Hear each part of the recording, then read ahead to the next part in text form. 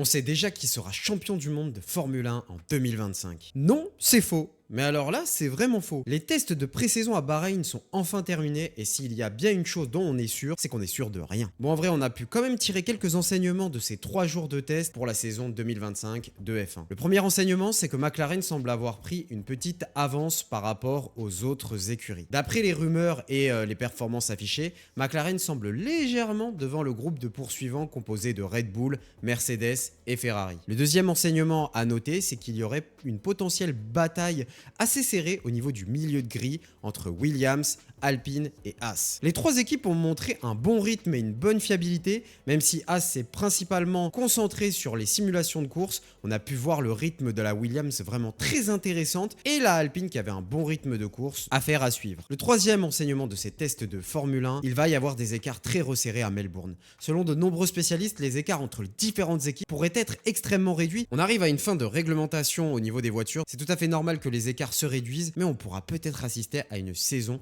absolument incroyable. Bref, on a hâte que cette saison de Formule 1 commence. Il reste encore beaucoup de questions en suspens. Qui aura le mieux compris sa voiture? Qui saura la faire évoluer? Et qui décidera d'abandonner la saison 2025 pour se concentrer à 100% sur la saison 2026 avec le nouveau règlement qui arrive?